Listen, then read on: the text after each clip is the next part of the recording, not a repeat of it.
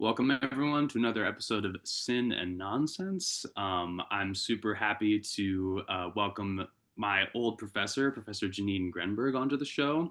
We are today taking another foray outside of the history of analytic philosophy and analytic metaphysics to talk a little bit about Kantian moral theory.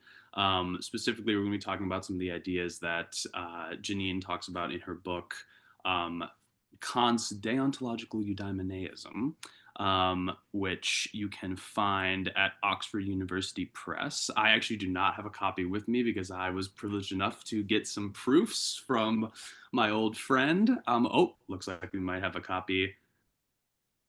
And there it is. So yes, so Oxford University Press. It argues for an original thesis that if some of you are familiar with Kant's theory, you might be surprised by some of the things that she argues for there. Specifically, sort of connecting. Again, you can hear it in the title, but connecting kind of like an Aristotelian approach, virtue ethics, with the sort of principle-based ethical system or moral system that we get and that you might be familiar with from Kant, which we'll talk about all that in a moment. But yeah, thanks so much for coming on, Jeanine. It's a pleasure, Sean. I really appreciate the invitation. All right. So yeah, we're just gonna jump right in. Again, sort of the first thing that you sort of think of when you hear that title of a deontological eudaimonism is that there's sort of a prima facie tension there. And we're actually going to talk not specifically about eudaimonism in this Yeah. um, in But this I mean, talk. I Yeah, play on that tension. I like to play on it, deontological eudaimonism. And people are like, wait, that's like jumbo shrimp or youth culture or other obvious contradictions like that. And I think that's right. because of the way that Kant has traditionally been perceived. You're quite right. We're not going to talk about eudaimonism today, but when I was writing the book, and it was always going to be about eudaimonism. I realized eventually that I needed to do a whole first half talking about teleology, which is what Mm-hmm. will be our topic of today, because in order to make sense of a Kantian approach to realizing oneself, becoming the kind of being one is meant to be, you need to have that teleological structure in place. And as you have already noted, that's not what most Kantians think of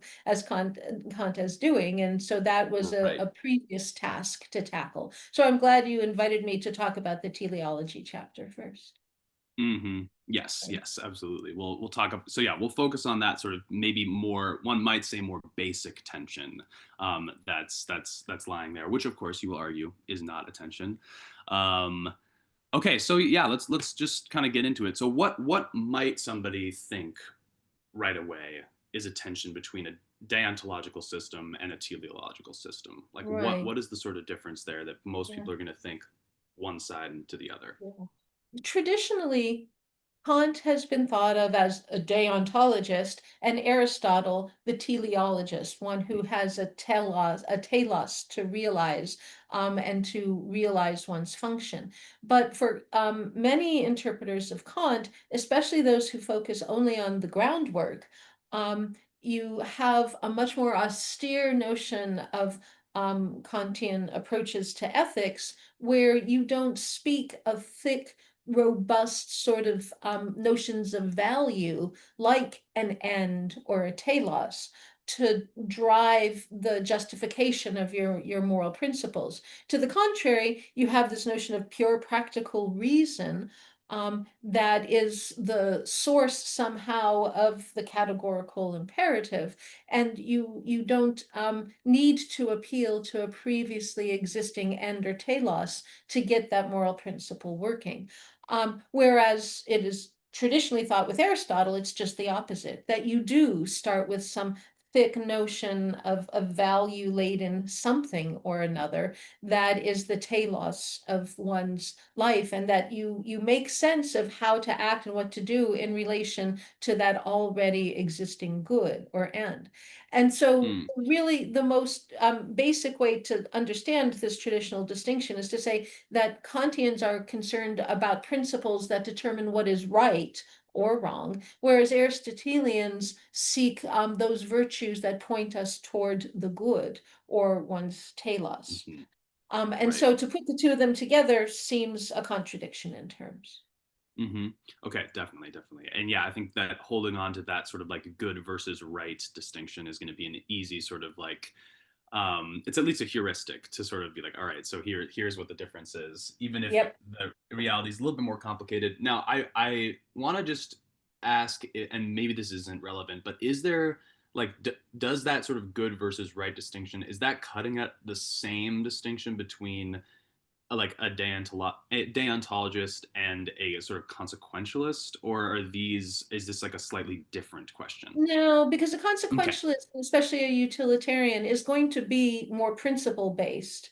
I mean, you do Okay. have a notion of the good there, I guess, if happiness is your Hmm. good, but you're dealing with, I'm going to seek the greatest good for the greatest number. That's a I see. principle. And so you have the same problem in utilitarianism about whether there one could speak of virtue at all. And indeed, there is stuff Mm, out there. Julia Driver famously has talked about utilitarian virtues. I'm skeptical of that. That still feels like a contradiction in my world. But it's not. You don't really have. Most utilitarians would not want to commit to a strong conception of a telos or an end.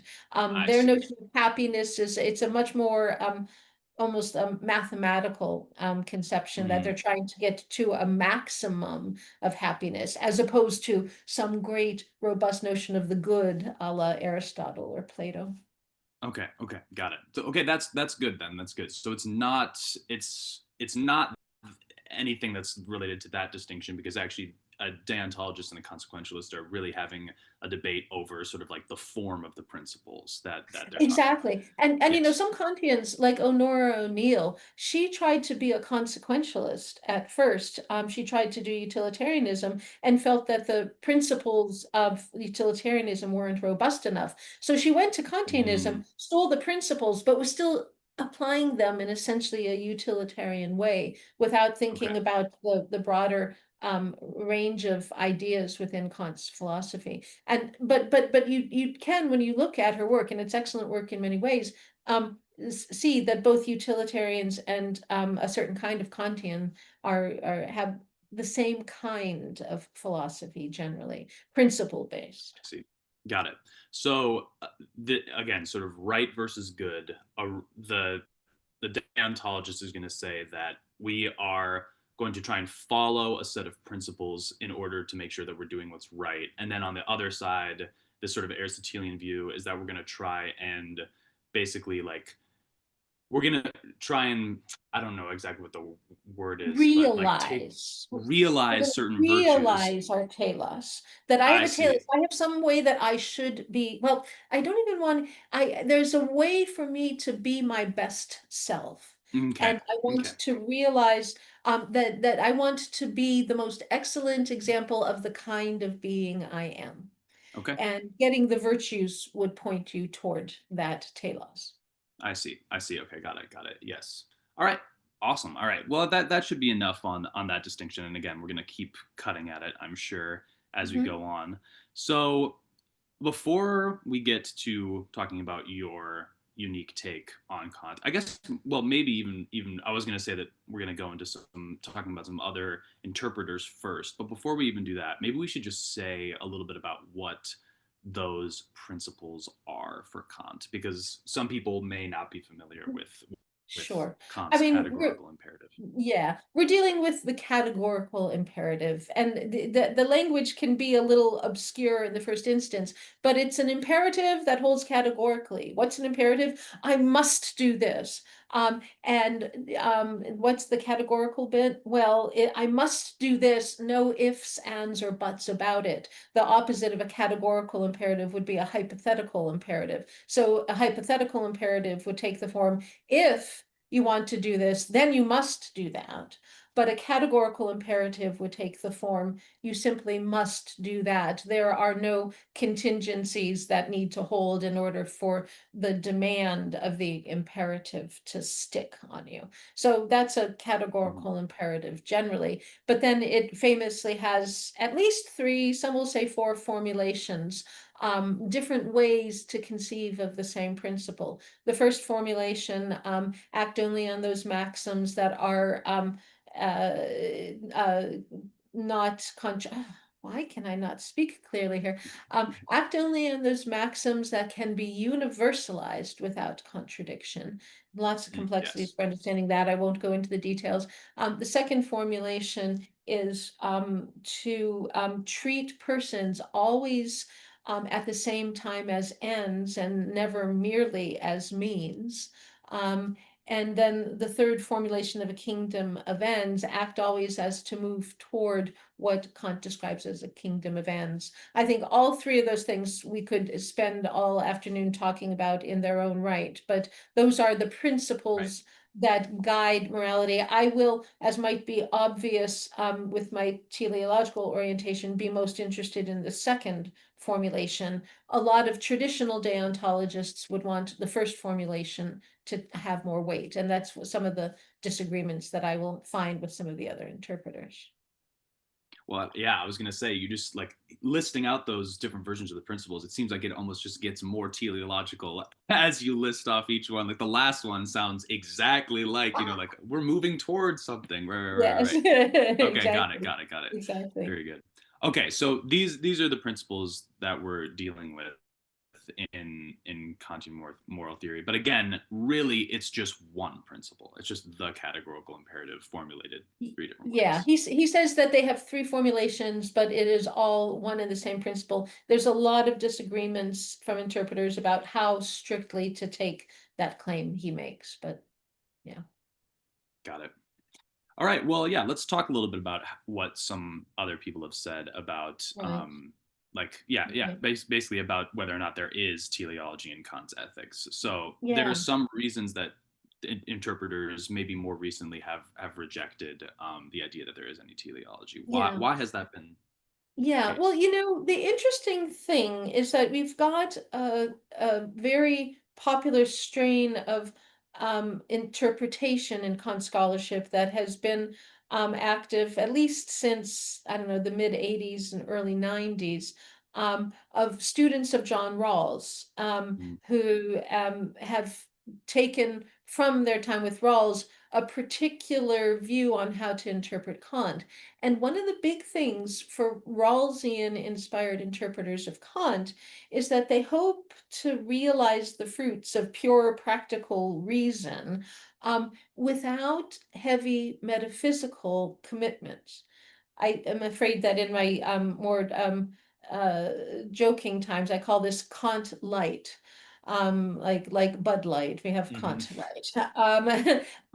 And so and so there's an effort to interpret Kant's moral theory, and genuinely so, but without maintaining commitments to the existence of a notion of the good, for example. Mhm. That's one of these robust metaphysical notions.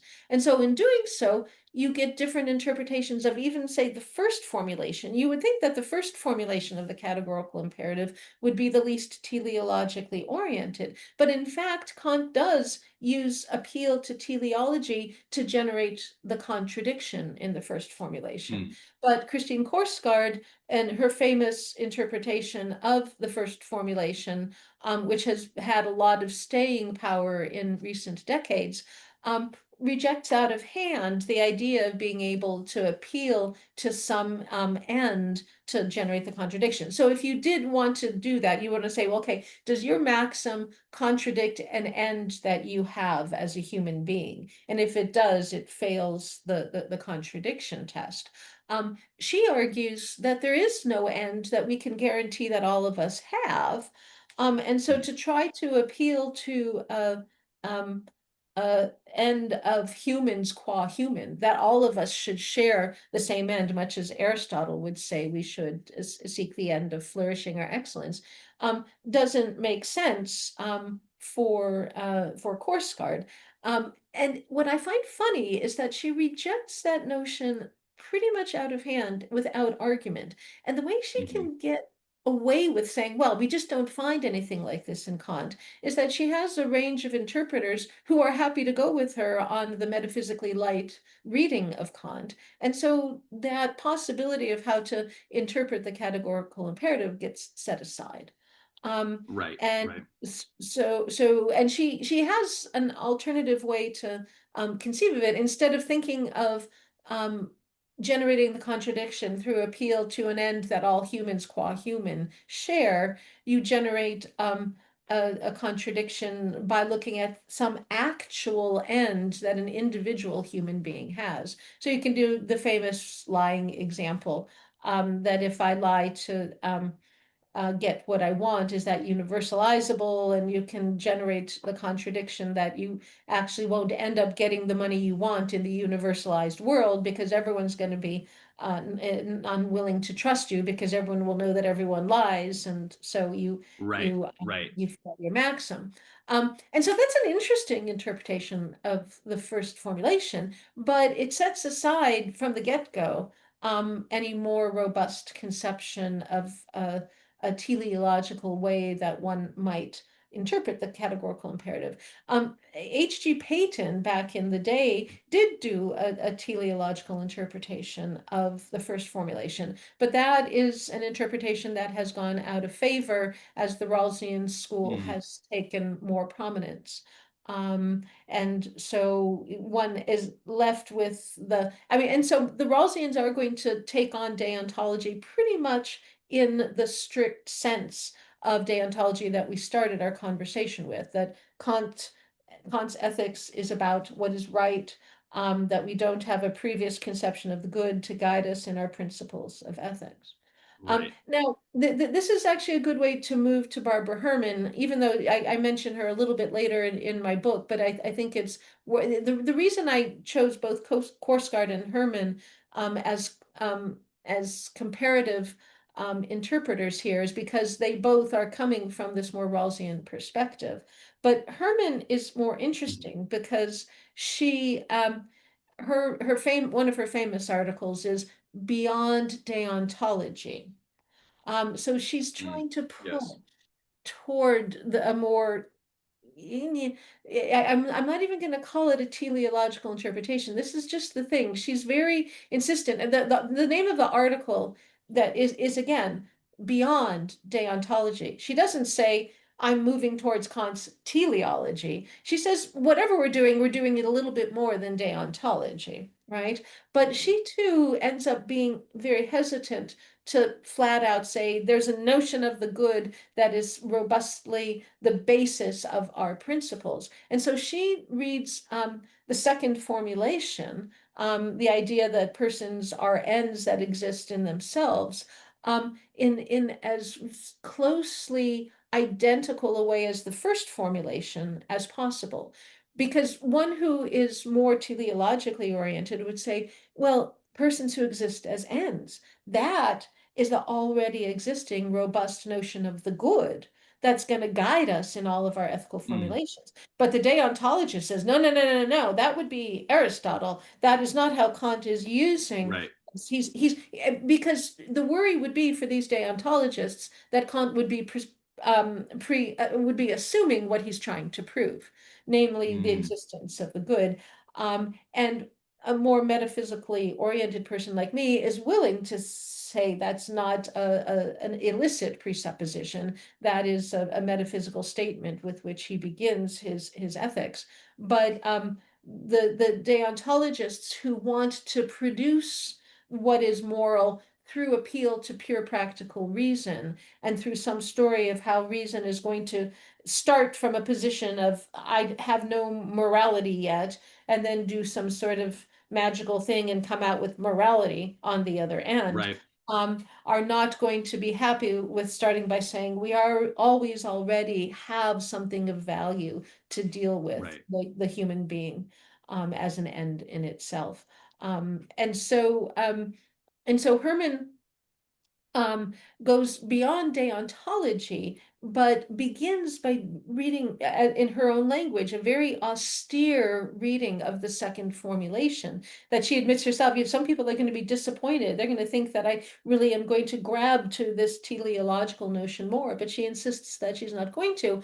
But then, curiously and honestly, in a way that I still don't entirely understand, she seeks to claim all of the goods of having a teleological notion, of this notion of having uh, a conception of oneself, and of what would constitute one's flourishing, as the kind of being one is, and a story of a life of eudaemonism. Eudaimon just means good spirit or good soul. I'm a good example of Mm, the kind of being I am.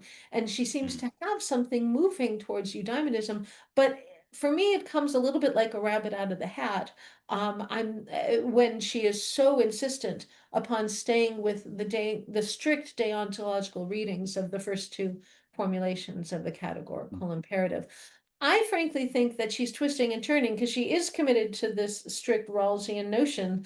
I sometimes think she wants to be more of a teleologist, but that Right. she's just got to twist and turn to maintain all of her connections. And so I find her difficult to follow at times for trying to hold those two ends. Hmm.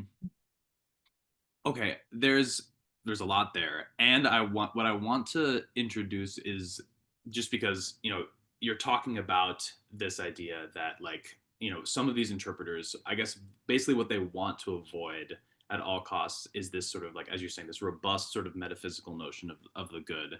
And the word I want to introduce and talk a little bit about at this point is a priori, Mm. because that seems to be a pretty major motivating factor. And you basically touched on this point already, but I kind of just want to dig into it a little bit more. Of Kant, at least in the groundwork, if I'm correct, I think is where he's introducing this idea, is trying to argue for a morality based purely on a priori principles. So I guess the question I have is, one, why does he want that? And two, well, I guess first of all, we should just talk about like what that means. Second, why does Yeah, he want that? And three, why might that conflict with this idea of a sort of robust metaphysical assumption of what the good is? right. A priori is a lot of people like to use it in a fancy way. All it means is it's Latin for prior to. And historically, philosophically, we use it to appeal to a judgment that is justified prior to experience.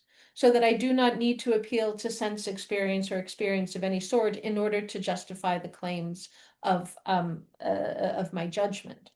And this is something that Kant wants to be able to apply in his moral philosophy as well as his theoretical philosophy.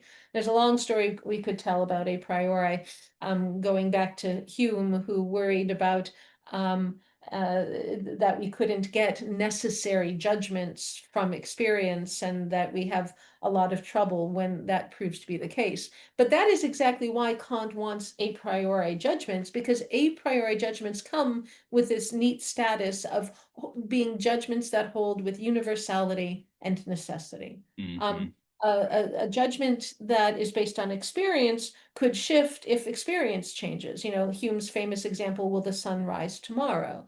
That has all days previous, but can we say solidly, strictly, that it has always been the case and will never be otherwise? That's and Hume famously argued, no, we can't. And so Kant is keen on having moral judgments that hold with that strict notion of necessity. So basically, we're getting more clarity here on what a categorical imperative is, Right. as opposed to a hypothetical imperative, because we are looking for a necessity that has absolute, unchanging status. And an a priori judgment would give us that, whereas an empirical judgment would not. Now, this is where it gets interesting in terms of the appeal of ends in Kant's philosophy, because ends for Kant are the matter of action. Mm-hmm. They're the actual thing that one seeks to accomplish. If, I want to have some cheesecake, if I want to need to seek out some kind of dessert, that end is what I am aiming at. The end is the cheesecake. It's a material piece of the empirical world. And all of our actions have ends. But if Kant wants to come up with a formal a priori principle of action, one that holds with universality and necessity without appeal to experience, he felt in the groundwork he had to pull out ends and look at the form of action, and not no, I should be more precise, the form of our maxim of action, the principle of our action, without appeal to any ends. This is the famous move he makes that makes it understandable why anyone who would read only the groundwork to the metaphysics of morals Right. would say that Kant is a strict deontologist. I'll just state the obvious and say that the groundwork to the metaphysics of morals means that there is this other book called The Metaphysics of Morals, which is the complete conception of things. And that's another reason that we have this history of Kant as we do, because traditionally in the schools and universities, people are only reading the groundwork. And Mm, so when he has this moment where he says, I need to begin my moral philosophy by setting aside ends and look only to the form of maxims, that's how he's able mhm. to get to the universalizability constraint. Because Yes. whatever the end of your maxim of action is, you can look at a maxim formally and say, okay, can I universalize this maxim without contradiction? And that is not relying anything upon the actual ends you are seeking to be able to tell that story or to be able to engage in that test of maxims. So we have in the groundwork the removal of ends entirely. And when Kant talks about ends in the groundwork, he can sometimes be rather dismissive of them. He thinks at that point in his writing that ends are all subjective. That Hmm. is, that they are dependent on an individual's interests and specifically inclinations. Where do ends come from? I have a desire, like I'm hungry, and the end is going to fulfill my desire, the cheesecake, right? And that the way Right. that we connect to ends is through inclinations. And Kant wants to set aside all of that because he wants morality to be based in pure practical reason. And so he sets aside ends that would come to us via inclinations. And one gets the sense in reading the groundwork that it might be that Kant thinks that all ends are of this sort, subjective Hmm. ends based on inclinations. And it's curious because, as we know already, even in the groundwork, there is at least some other kind of end. There's the end of humans existing as ends in themselves, rational beings existing as ends in themselves. But at the time, it looks like a sort of different sort of end. I'm not setting human beings as something I'm going to achieve, the way that I set the cheesecake as something that I'm going to get to satisfy my hunger. Rather, it seems that humans exist as ends. That for the sake of which I act is one way that Mm. you can conceive of it. Because the cheesecake is also that for the sake of which I act. Why are you, Right. why are you going out of your way to go to the bakery and get all of these things? It's like, well, that's my end, is the cheesecake to satisfy my hunger.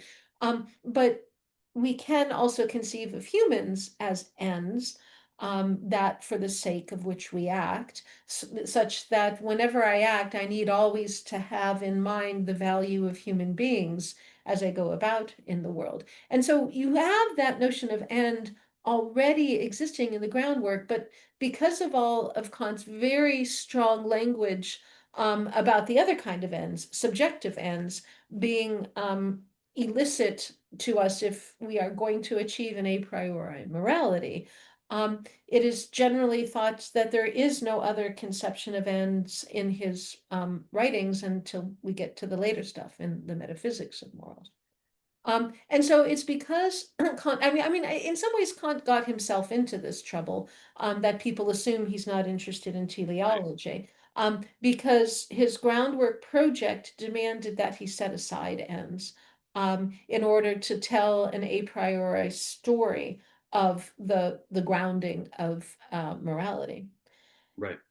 The problem becomes when he gets to the metaphysics of morals and wants to talk about not just the maxims of actions, but that practical reason can be the basis of action itself.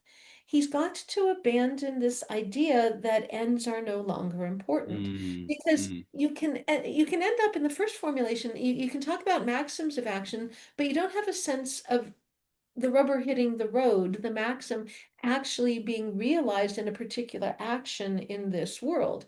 And if it's going to be realized in this world, as Kant says in now the metaphysics of morals, every action has its end. That's what an mm, action is a motion toward a particular end. And if that's really what action is, then pure reason, in order to be practical, has got to have an effect not only on the maxim of our action, but all the way through the action itself to the end that should be produced by my action. And when he realizes that, I said I go back and forth about whether this was a new realization or whether it was just time to move on to the next part of the project.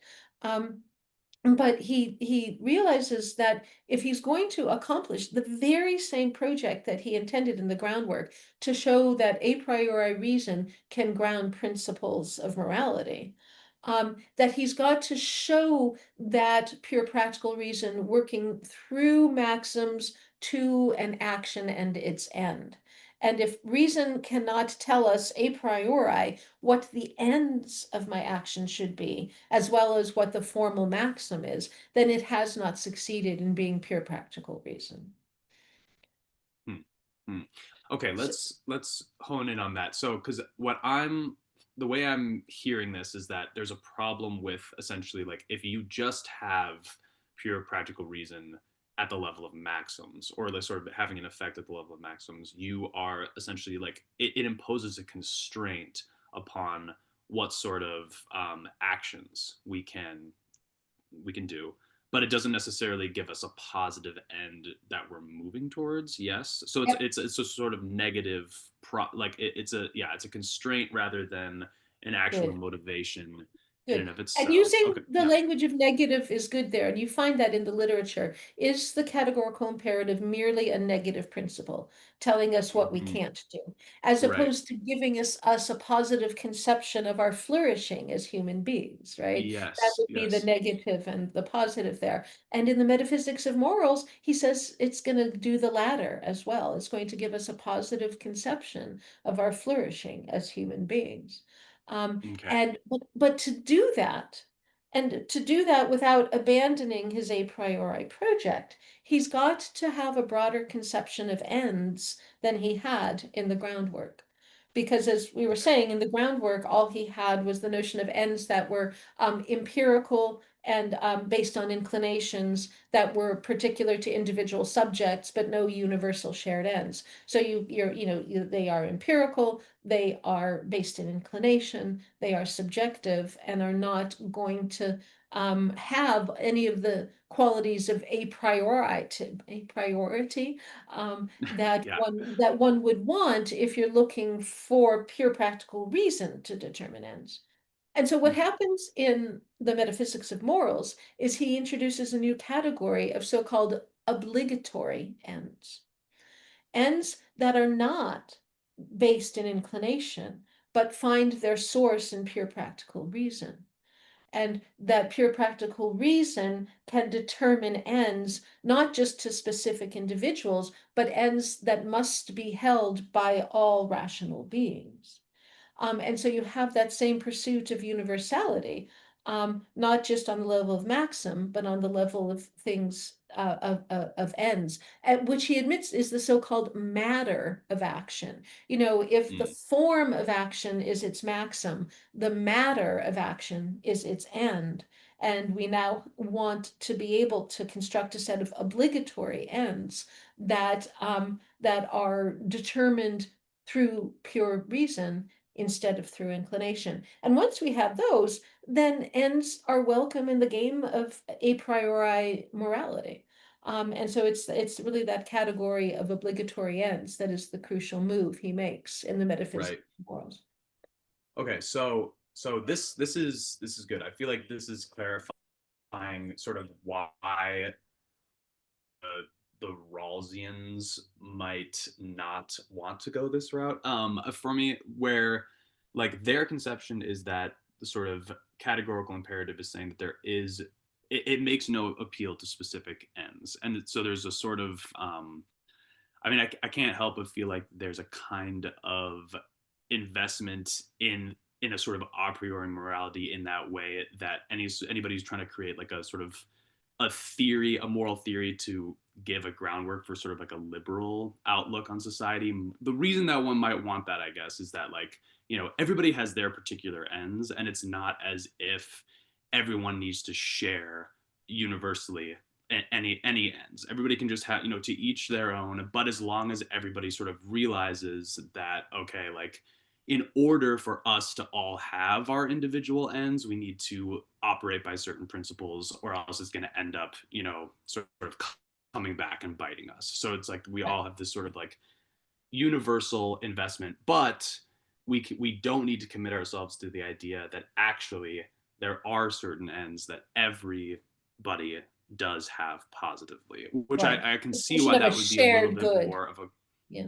right, a shared good, and that is more maybe controversial in that sense of like then everybody needs to. But okay, I guess here's the sort of crucial move though that you are making and arguably Kant is making is that this end isn't something that is empirical. It is a priori as well. So it is also something that ultimately, is that correct? Is that correct? Is it also? Yeah. It is okay. It Yeah. is a And priori.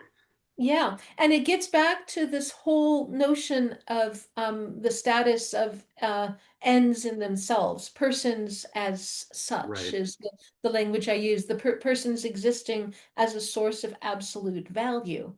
It's Mm-hmm. the absolute of absolute value that is the crucial sort of a priori thing. Relative value is the kind of value you have when you're back in the cheesecake world and are talking about your inclinations. Right. Or well, you can move to ice cream. Do I want Blue Bunny ice cream or do I want Haagen-Dazs? And you have, relative conceptions of values. How hard am I going to work for the ice cream? Well, if the ice cream is really good, I'm going to go out of my way to achieve that end, because I will conceive of it as having a higher value than the Blue Bunny. But absolute value admits of no comparisons in that way. And our absolute value is not based upon inclinations that could come and go. It's Mm. absolute. It has an absoluteness, and this is the thick metaphysical commitment that the Rawlsians want to avoid. It's not that they deny that persons are ends in themselves, but they don't read it in as thick a way as I do, that this is Yeah. a conception of the good. This is, akin to Plato speaking of the sun as the good, Mm. Right. or a strong notion like that. For Kant, it is persons as such rational beings who exist always as such with this absolute value. And that's me coming out with my metaphysical commitment from which the whole teleological game gets going. And once you admit that, the idea is that principles and ends can work in tandem, to conceive of a system where you do have principles that guide you, but you also have a notion of that goal toward which one is acting to flourish as the kind of being I am. I am a rational being with absolute value, and I am seeking to become the best kind of rational being I can be. Okay. So on that end being a priori, I guess this is something that when I was reading the book, I was like, I mean, all these questions about a prioricity. I don't know. There are a million different ways that people try to turn that into like an adverb or whatever. But Right. yeah, um, I guess just the idea that there's an a priori end. So for example, so the sort of formal principle. Um, interpretation of like say like FUL of categorical imperative, and this idea that okay, if you're, I guess I could see an a priori story of if I just take my maxim and then I think about it being universally applied to everybody, and then I can try to like derive a contradiction. That seems like a story whereby you could just, through pure a priori reasoning, just logic, you could try to find out whether or not something satisfies the categorical imperative or if it doesn't. Yeah. And I guess I'm wondering, is there a similar kind of story that could be told for these ends? Essentially, like how are they known a priori? Yeah. Is there yeah? Does he give an answer for that or Yeah. They are derived from the single end of the absolute value of persons. okay And okay so when we think of that as the telos, I like the word telos to be that end which structures and organizes all other ends. I see. And so if my telos is to recognize persons as such, to recognize them as rational beings with absolute value, then that's going to demand of me acting in certain ways. Um, Hmm. Kant structures this and provides derivations, a priori derivations of obligatory ends that follow from the assumption of that existence of absolute value. Because value is a powerful thing. If something really does exist with value, it imposes obligations upon me. And because I am obligated to treat that as something worthy of value. If you have, like this beautiful Rembrandt masterpiece, I'm obligated to treat it in certain ways. I shouldn't set it on fire. I shouldn't leave it out in the cold. I Right. shouldn't do, there's all sorts of I should not do, or I should do. I should preserve it. I should care for it, and all the rest. Similarly with persons. And so when Kant is wanting to understand what obligatory ends follow from the assumption of this absolute value of persons, he comes up with two categories, both of duties to oneself and duties to others.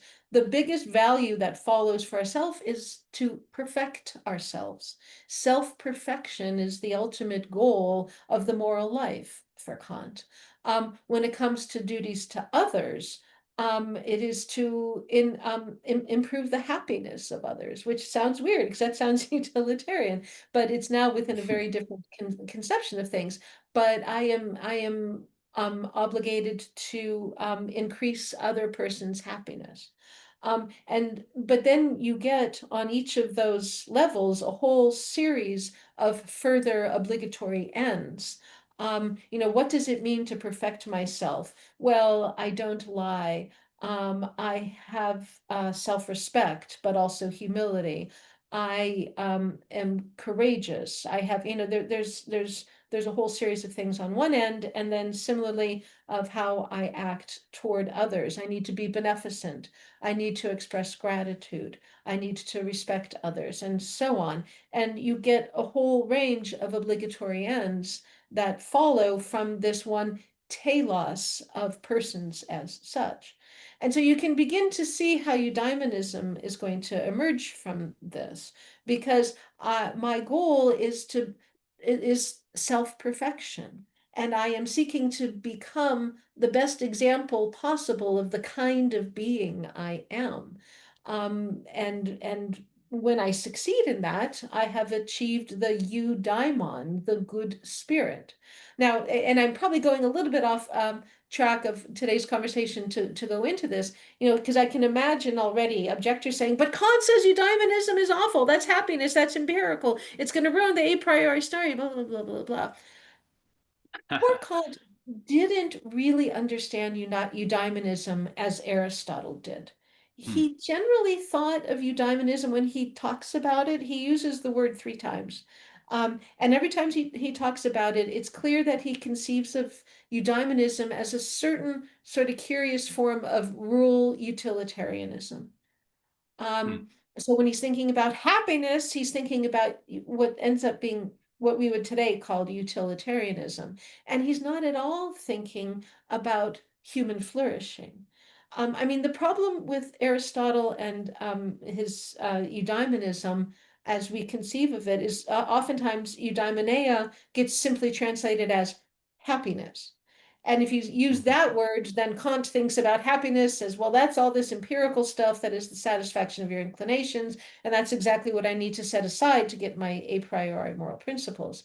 But if eudaimonism is human flourishing, being the best kind of being that one can be, being the best example of the kind of being one is, I should say, Hmm. um, then you don't end up having an appeal in eudaimonism to happiness in the problematic sense that Kant would think would undermine the a priori project. Um, we have instead um, a hint that Aristotle and Kant are going to have more in common than one might think. But when Kant uses the language of eudaimonism and rejects it, he's not conceiving of it in the way that Aristotle would have. And that's, I think, another source of the huge confusions that have led to the divide between deontology and eudaimonism. Sure. Yeah. So when you're talking about, respect for persons being the sort of like the organizing telos that we're deriving everything else from, that makes me think, it's respecting other people, and also respecting oneself. But I guess I'm wondering how that then gets us to an idea of I am am going to become the best example, a sort of proper functioning view, essentially, of Yeah. virtue, of like why Yeah. is it that because I need to respect other people and myself, that means that then I'm going to become a Yeah. sort of like the best kind Yeah. of person I can be. What's the story Yeah. there? Well, it's certainly going to be a long story, but I think what the heart of it is, I'm a rational being. And so let's think about just respecting myself, what it means for Mm-hmm. me to respect myself as a rational being. One of the things that's going to be required is that I realize my essence of rationality in the highest possible way. Hmm. That to respect myself is to function well as a rational being. And so that Hmm. is going to demand of me that I improve my capacity to reason. And we're not talking here about mathematics or high level Right. physics. We're talking about I'm going to enhance my capacity to use pure practical reason to engage in the activities of my life. Um, and when I'm doing that, I am becoming a better and better example of a rational being. I am realizing all the demands of reason in every last little detail of my life. I am constructing the eudaimon's life, the life of Hmm. someone who flourishes as the kind of being they are. And so it's precisely in seeking to respect myself that I become better at being a pure practical reasoner. And it's in being a better pure practical reasoner that I realize my essence, that I have achieved that telos, which was Hmm. intended for me to become. Does that help to connect the dots a little bit? Yes, I think so. I think already just recognizing that, it's not just respect for other people, but it's respect for oneself as well. Like, but I guess because that's sort of where the gap was for me, was why is it that respecting other people is necessarily going to make it so that I have to develop certain virtues? But I guess self-respect is part of it. But I also imagine that there's a story to be told there. Yeah, and the story is that Kant actually, in ways that interpreters argue about what exactly he means, gives a priority to respecting of self over respect for others. Really That I interesting. cannot respect others until I respect myself. And there's a lot of Wow. discussion about what exactly that means. And this is a big difference with some of the Rawlsian interpreters too, because many of the Rawlsian Hmm. interpreters will not want to focus on self duties, duties of self. That, as you noted Mm. before, they're looking at the more political realm where we want to make sure that we're not treading on others' toes and that Kant's principles help us find ways to be respectful of others. But if you're going to take the more teleological route, and I mean, not all Rawlsians are going to reject duties to self, but it's a problematic category for them because for Mm. many people, the whole notion of morality doesn't arise until somebody else shows up in your life. Um, Right. that you don't have to worry about morality if you were just sitting by yourself on some planet on your own. But for Kant, that's not the case. And indeed, a notion of respect for self holds a certain priority to respect for others. He talks about how I Mm. couldn't conceive of what it is for me to respect others unless I already know how I'm treating myself. I'm a rational being who deserves respect. And if I don't know how to treat myself as a rational being with value, how on earth am I going to be able to do it for others? Um, and so there is a sort of priority to self-respect, and the derivation of the duties takes that order. I mean, it's not that duties to self are more important, but they're Right. previous in some sense because we can't conceive clearly of our duties to others until we can conceive of our duties to ourselves. Wow. Okay, yeah, that seems so key to yeah, cutting at the difference here between the sort of like just we're just going to universe because I mean obviously if it's a situation where as you're saying like if there were no other people that I needed to worry about the whole of sort of like universalizability constraint in deriving a sort of practical contradiction just like wouldn't really even be possible if you were just alone because it's like well yeah Mhm. any of my maxims can be universalizable because there's just Right, me because I'm you the know only one. exactly right no contradiction I can ever am the arise. universe. Right. So that's actually super interesting that on that sort of a view in a way, if you were the only agent it would in the universe that's relevant here, like in a sense there would be no constraints. I don't know if we need to be committed to that and maybe Yeah. if we really thought it Yeah. through there would be some constraints. But the Yeah. point And being that and like and and again, for Kant, I'm saying that it does not hold. Even if I were the only person yes, in the universe, I have right. constraints on how I treat myself.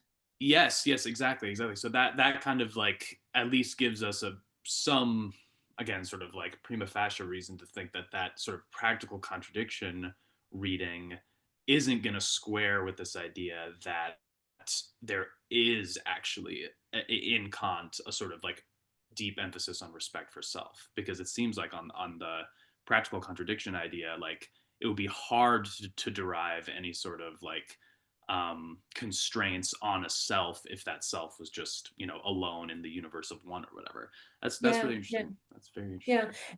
and there are some of the duties to self in the groundwork that he discusses that begin to point toward a more teleological Kant for precisely this reason, that there's Hmm. something about duties to self that get at a notion of a telos, and not just at the notion of people rubbing up against each other and having to give each other space. And Yes. so it ends up some of the duties to self in some of the imperfect duties to self in particular in the groundwork end up relying implicitly on ideas that don't get fully fleshed out until the metaphysics of morals. Mm. Okay. Okay. So I guess one thing that I want to come back to a little bit was the point with Herman about sort of like Herman trying to bring some teleology into the picture, but not quite, still staying light.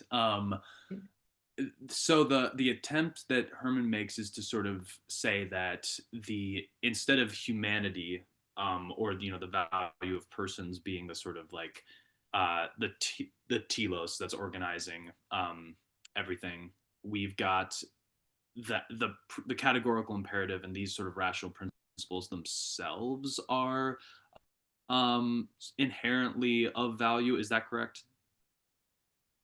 Yeah, yeah. Okay, What okay. value is a principle. And the problem that Herman's going to run into I think, biting that bullet, that if the thing that is valuable is the principle, it's going to run into the Bernard Williams objection that, you go to visit your Mm, friend in the hospital and they're like, oh, thank you so much for taking time out of your day. I know you're so busy. Why did you come to see me? It was my duty. I value the right, principle of universalizability without contradiction. And it's like that kind of leaves you cold, right?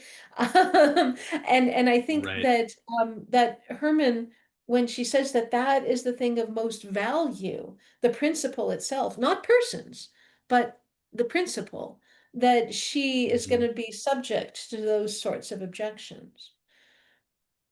Yep.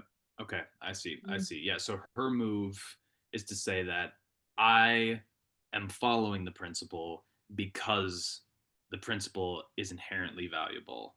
And yeah, then the objection is sort of like that's one thought too many here. Like, Yeah. okay, yes, Yeah. yes. Right, Yeah, right. exactly. Yep, Exactly. yep. Because the idea would be that somebody who is taking Herman's view is going to say that yes, like I value persons, et cetera, et cetera, but that's all going to be something that's derived from well, the real grounding reason is because these principles are valuable. Right. And Okay, so it's just the flip of what I'm trying to do. Because I I start with see. Yes. persons and then find the principles that derive from absolute value. And so I'm going to have a preference, a priority for the second formulation over the first formulation. I find the Hmm. first formulation just a sort of abstraction from the second formulation, I whereas see. Yep. Herman and others are going to strongly emphasize the first formulation and seek to make the second formulation almost identical to it in terms of its I see. structure, its value structure. Yeah. Okay, that makes sense. Um, so I guess the sort of lingering question that I have for your view, which flips them, would be this like, and I don't know if there's a great answer to this, but just the question of this a priori, like how is it that we basically that it is a priori known to or maybe this isn't the claim, but I guess what I'm reading it as is that somehow we can know a priori that humans are valuable, essentially. Um, is that the claim that you're committed to? And then second of all, is there a deeper story to be told there, or is it just sort of like, listen, this is where we need to just put our foot down and say this is a basic assumption of the theory is that like everybody knows ultimately if they are truly rational that people are valuable. I probably do sort of put my foot down on that. I feel like we all have a basic principle that needs to be the root and Yeah. itself not proven. And Hmm. this is the one I accept, that persons have absolute value. Um, Yes. and that the very notion of absolute value already hints, as I was saying, at its a priority, that Hmm. absoluteness is a quality that sticks around with a priori judgments. But I do not seek to prove that point in any more thorough way. I take it as my Right. starting point and try to show the value of doing so. That if you take this one, I think ultimately not all that contentious starting point, that Right. an awful Right. lot can be appreciated about the nature of a well-lived life, is, I Mhm. guess, the long and short of it. I see. I see. So, the Korsgaard approach is going to basically be something like, if you want anything, basically, like be it cheesecake, be it whatever, then we're going to tell this sort of like a priori rational story about how, if you want anything and you don't want to act in a contradictory manner, then you're going to end up respecting persons. And you're sort of saying, we just need to begin as a fundamental assumption that with respect for persons I'm wondering, is that purely on an interpretive level of like this is what Kant is saying and it's clear that Kant is committed to this more robust metaphysical assumption, or do you also just look at a sort of Korsgaardian outlook and just are you also just skeptical that that derivation can even Yeah. happen? You know what I This is mean? a helpful question, and it really goes back actually to my book previous to this book, Kant's Conception of Mm, Common Moral Experience, because the Korsgaard and the Rawlsians, as I say, are generally understanding the way that rational moral principles emerge is that you can start from a point of amorality, tell a story of pure yes. practical reason, and have pure practical reason spit out on the other end a moral principle. Yes. What I argued in my previous book was that that's not the way Kant operates. That Kant instead appeals regularly, and you can find these appeals in the groundwork, in the metaphysics of morals, in the critique of practical reason, all over his practical writings. He appeals to what he calls common human experience. And so he believes that someone who is attentive Mm, to their own moral experience, and he uses the language of experience mm, there, is going to discover certain things about morality. And at the heart of that is this recognition of the absolute value of persons.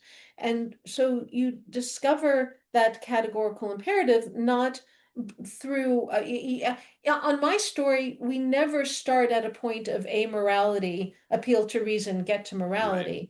Instead, we start by looking in ourselves. It's an act of conscience, really, an attentive Mm, conscience that in Kant's world, our minds aren't like the Lockean blank slate. They already come with software built into it. And the right. software that one discovers is the absolute value of persons.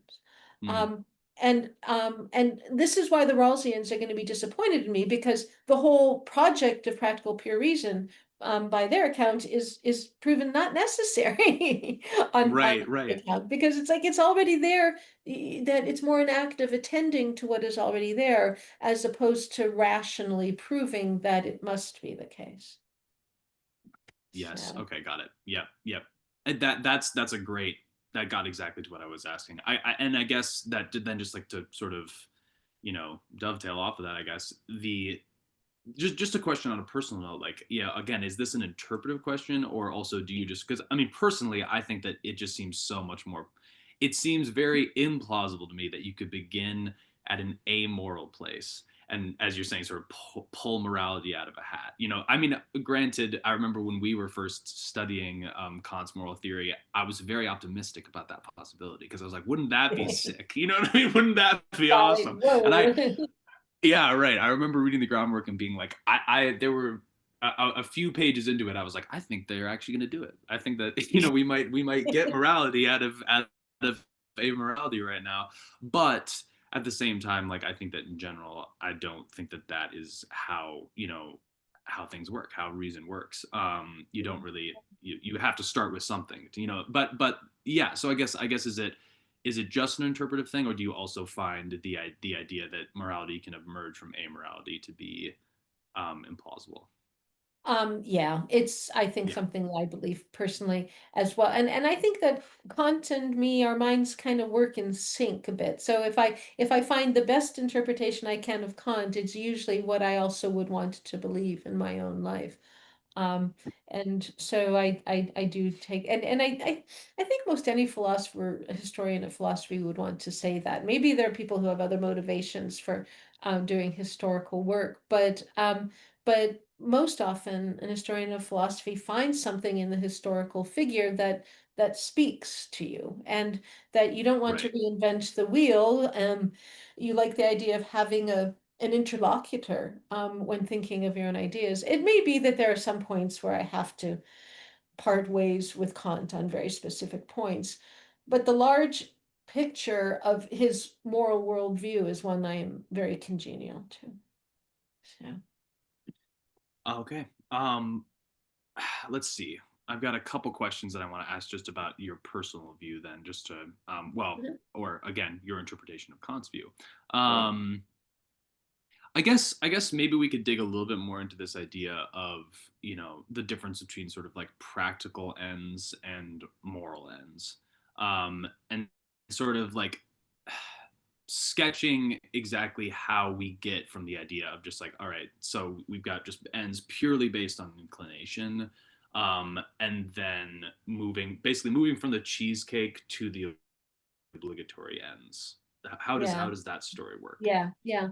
And the thing is, ultimately, Kant wants to tell a story in the Eudaemonism that I put forward of how the obligatory ends can guide even our Mm, normal practical ends. So that I have a moralized conception of living a human life, which is to say that everything I do becomes guided by the obligatory telos of respecting persons as such, and all of the obligatory ends that follow from it. That one of the things I need to do for myself and my self-perfection is to set ends.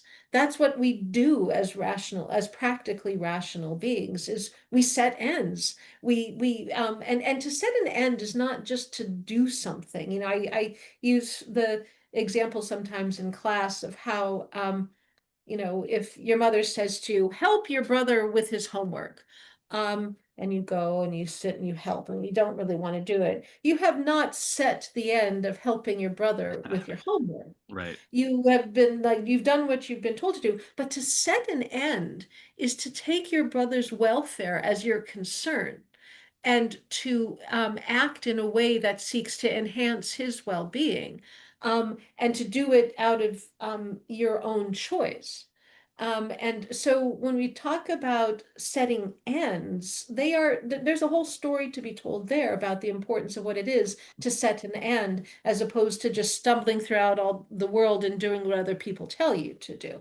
Um, and so the notion of an obligatory end that tells you if you have to perfect yourself, one of the things you have to perfect yourself in is the setting of ends. And Kant says that means that we need to Mm, set ends all the time. We need to be active, non-couch potato persons, right? That we need to act in right. ways that we become excellent end setters. So the realm of practical ends, on the one hand, it's like, well, it's just you setting ends that are not necessarily moral. But in the larger picture, even those are going to need to be guided by the more moral obligatory ends, such that you have a story of how all ends that you set are structured and organized toward the end of respecting Mm, persons as such. I hope sure. maybe that's one way of getting at the distinction there. Yeah, definitely, Okay. definitely. I think so. I guess, yeah. I mean, it's the sort of the question of like what role inclination. I mean, because inclination is going to play no role in obligatory Well, in setting you obligatory are. ends, or It's not like, I mean, Kant does say at one point in the religions, is that one could wish that we didn't even have inclinations. They're so dreadful. But he doesn't really mean that. It's not that inclinations are going to be excised. It's part of who we are. We are sensibly affected rational beings, right? And hmm so the hmm sensible bit includes us having inclinations and desires for things. The goal of self-perfection would be to have your inclinations in the proper order as well. And this begins to sound very Aristotelian. In Aristotle, if you talk about virtue as opposed to continence, the continent person does the right thing, but it hurts. And the mm virtuous person does the right thing, but does it with a sort of joy and fluidity because all of your inclinations are pointed toward doing the right thing. Whereas the continent mm person has lots of inclinations pointing you in the opposite direction, and so you have to drag yourself. And the what I am trying to suggest in Kant's moral theory is that he has a notion of the virtuous person who engages in the moral task with ease. But to mm accomplish that, involves a long story of cultivating one's inclinations, again, from the goal of this ultimate telos. That it is from Right. this ultimate telos that I seek to develop those sorts of sympathies, those sorts of angers, those sorts of whatever feelings you want to think about that are pointed toward the realization of that telos. So it's not that you lose your inclinations, it's that they become shaped by the appropriate perspective. Okay, sure, sure. And is that okay? I'm gonna throw out the word habituation because I know that that's a word in, or that in Aristotelian thought. Is that where like is there, that's the general area that we're, Yeah, okay, cool, yeah. cool, cool, that we're And that we're yeah, hovering. and there's a more Yeah. complex story to tell there too, because Kant Yes. worries about a habituation that is just knee-jerk empirical, Right. but Right. there's a cultivated habituation Okay. that we can speak of for him, and that's exactly what we're talking about here. Well, and okay, this is maybe driving us a little bit towards this maybe final question about your view is just, so you talk a little bit about moral ends, and I guess I'm not sure if it's acting for moral ends or the setting moral ends or both, but the idea that they are especially free. Could we talk a little bit about that Yes, aspect of it? good, Yeah. yes. Right, so freedom. Um, an historical worry for Kant is that the only acts that could be free are moral acts, because um, if you have an end that you set based on an inclination, you are by definition not free in a certain sense. It's Mm, the cheesecake that made me act, not me. mm, There's a sense of something outside of me operating on me, and mm, that mm, that would undermine one's freedom. The kind of freedom that is at issue here is what Kant calls so-called negative freedom. mm, For me to be free in one sense, it's important to me to not have external constraints operative upon my actions. And so when we can remove those external constraints and say that I am going to act, but it's not going to be because of some object in the external world to which I connect through inclination, then I would mm, accomplish one level of freedom, that I'm free from other things. Um, but the crucial point to get to of the kind of freedom that we want to seek is not just that I'm free in the sense that nobody else is constraining me, but I'm also free more positively in that I am the source of my own activity. And here the language of autonomy can really kick in. We haven't mentioned that mm. concept, but Right. the notion that a self-imposed law. And the whole story we were talking about of obligatory ends is the story of so many self-imposed laws. Mm, And so the beauty of the obligatory end is that not only are they ends that don't rely on inclination and so give you an end that is negatively free, but they are also ends that come from my own pure practical reason and so are positively free. That's the sort mm. of quick version of that nice level of the two levels of freedom, basically, that obligatory ends accomplish. And that Kant in the groundwork was worried that no end could accomplish. He was worried then about what ends up being one of the criticisms of him in the groundwork, that if you are acting on any end, you are acting unfreely. We needed this new Mm. category of obligatory ends in order to conceive of ends more broadly, such that they could fit into a story of not only a negatively free, but an autonomously, positively free rational being.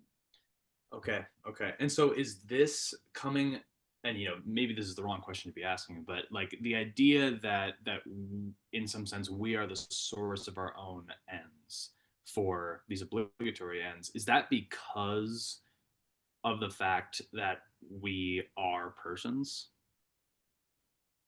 And essentially? rational persons. And Yep. rational persons. Okay, got Yeah. And I that it see. is through the operation of our reason that we recognize the demands that absolute value of persons places upon us. Okay. Okay. Yeah. Yeah. Yeah. Um okay, so I want to maybe zoom out a little bit, unless there's anything that you wanted to touch on that we haven't just yet. Okay, I want to talk a little bit about, like, we've mentioned this idea of sort of like,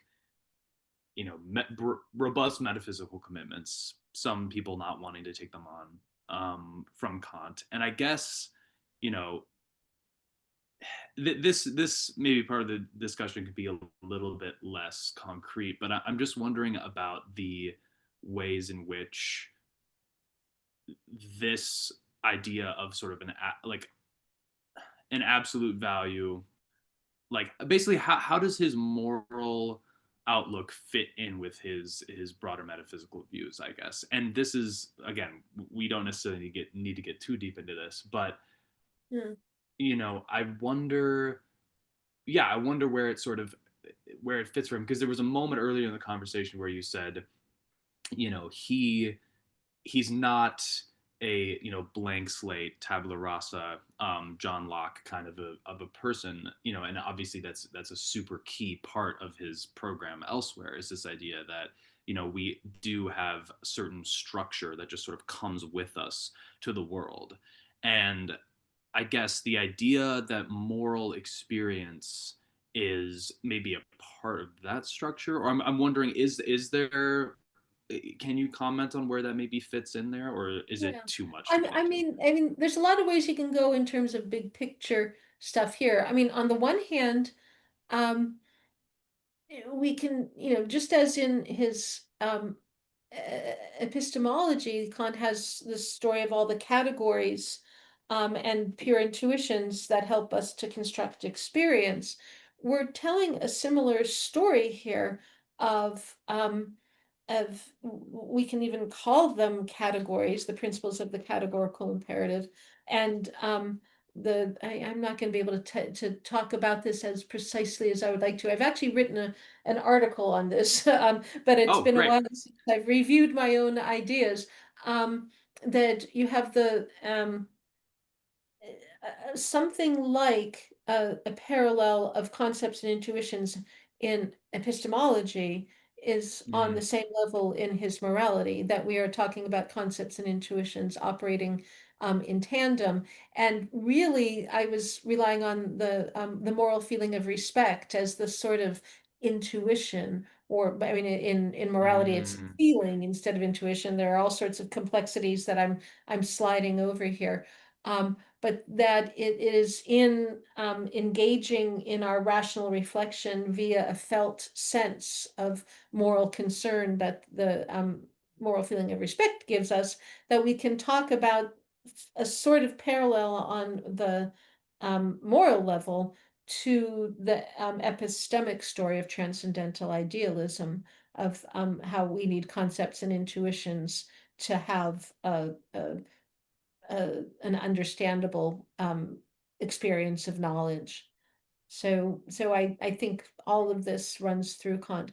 And then you can also, another direction to think about is just in terms of teleology, um, and of the world already presented to us as thick. Kant, of course, is committed to the existence of God. We haven't talked about God at all, but a lot of this no. fits in best in a universe in which we accept the existence of God, and also a universe in which we accept that the physical world is not merely mechanistic, but is also operates teleologically, which is a set of Mm. ideas that he gets into in his third critique, the critique of judgment. And so it seems to me that the teleological reading of his morality fits in with a lot of the larger pictures of the world that he's concerned about. Okay, that makes total sense. Yeah, I mean, on the first point, the sort of idea that there might be like a parallel structure in his moral thinking along with his epistemology, that makes a lot of sense to me. And that's kind of, I think, what I was driving towards, because the idea that you know there might need to be a non just purely formal basis for our a priori knowledge in morality, like, seems like from certain perspectives could be objectionable, but it seems like in the context of Kant would be particularly unobjectionable because that's what he does in his epistemology, is being like there are we know that we have certain more like a priori knowledge, um, not about like about theoretical issues that is not purely formal, not purely analytic, and like we just need to like explain that somehow. And of course he, you know, sort of makes this transcendental move, and it would make sense to me that like, well, why not just do that in this case too? Like Yeah, again, we can't yeah, just like go from amorality, apply a bunch of formal stuff and get morality. We need to have some sort yeah, of, you know, conditions for the possibility of yeah. morality, you know, kind Yeah. of already baked in. With Hmm. this caveat, it's tempting to say, oh, well, we need the a priori stuff, and then we need this non-a priori stuff, as if concepts were a priori and intuitions were non-a priori. Right. Um, Right. and we know in the Critique of Pure Reason that you have this odd category of a priori intuition. Right. And in morality, you're going to have the odd category of an a priori feeling, Hmm. Okay. which is what moral feeling is. And so he's having to do a little bit of fancy footwork to get the more content-based side of this, Yes. thing to fit his a priori story. But Hmm. that's exactly what he wants to do. We are sensibly affected rational beings. Our rationality can't operate without having both the Mm. form and the content. Um, Yep. and then the challenge becomes, how do you tell the story of introducing the content without it being something that undermines the a priority of the whole project? And that's probably a story for Right. another day, but it's a good story too. The whole Right. notion of Right. a Right. Right. priori feeling. Yes, definitely, definitely. And then yeah, on your sort of broader point of the, you know, all of this sort of like metaphysical commitments of like one God to a teleological, you know, material universe, like I can see why once you sort of look into those commitments, one, why the teleological perspective does fit in better, and two, why maybe, you know, contemporary secular liberals, you know, readers might be like, all right, you know, like we want to sort of be able to take exactly take all this, you know, really good principle based moral philosophy and sort of like squeeze out of something that is slightly more, you know, like yeah, specifically like having like a sort of like religious Yeah. context, you know, like it again sort of like if you're trying to set up a moral foundation for a secular society without that. It definitely makes sense. Yep. Interesting, interesting. And you don't particularly write about the role of God in his I outlook, do you? don't write about it, but I'm probably creeping up toward it. Mm-hmm. I Right. want to show that a lot of this can make sense without explicit appeal to God, but I would also admit that it's going to make most sense in a Sure. God-guided universe. Yes. Though I haven't really written at all about God as such, but it's always kind of lurking in the background. Sure. Sure. Um. Okay. So we have this story. Teleology is back in, and ultimately teleology is going to lead us in Kant's system to a kind of I always want to say eudaimonism. It's eudaimonism. Eudaimonism. Okay, Eudaemonism. yes. That's the way I say it. There's probably some disagreement amongst Eudaimonism. English speakers. I'm sure that's right. I'm sure that's right. Yeah.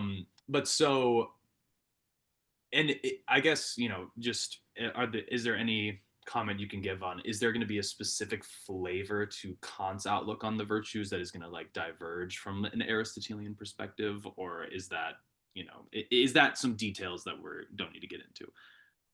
I think we should save that for if we end up having a conversation about the second half of the book, the Yeah, Eudaimonism absolutely. stuff, Yep. that we will have there. There's going to be stuff that they have in common, but there's also difficult questions like humility is a really good example of something that Aristotle Hmm. explicitly rejects as a virtue, but Kant explicitly accepts as a virtue. Okay. Um, Okay. Great. So yeah. and so, but that'll be a good story for another time, I think. Yes, that's nice though. A little bit of a advert for a Teaser. potential That's next episode of it. they yeah, they don't agree on everything. So No, no. um Okay. So I guess final question in this sort of outlook, what is, and if either, which is more fundamental, deontological principles or moral ends for Kant? Yeah, yeah. I mean, I keep talking in the book about their reciprocal relationship. And the idea Yes. of reciprocity is that you can't have one without the other. They're sort of flip sides of the same coin. But once, so I guess, you can ask more important in what sense or to what extent. Um, I think in a way ends hold a priority because of, my commitment that persons as such exist as a starting point for the whole process. There's logical priority, I guess, because on my story, the principles um, find their ground in that absolute value. But having Right. said that, given my commitment to common moral experience, we discover both of them as always already with us, the value of persons and Mhm. the principles that guide us. It's not like I ever existed at some point where I thought, oh, well, I'm of absolute value, but I don't know what to do with that. In my Right. common Right. moral experience, I always already have experienced myself as encountering these moral demands, these categorical moral demands, within the context of recognizing the value of persons.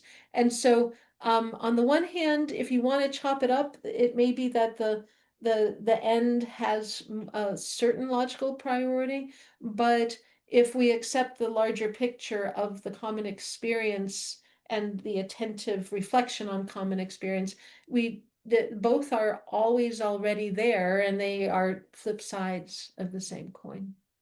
Yes. Okay. And this is this idea of reciprocity that you Yes. talk about. Okay. Yes. Yeah. Yes. And that reciprocal notion is is I think in the book you talk a little bit about contrasting it with Herman's view.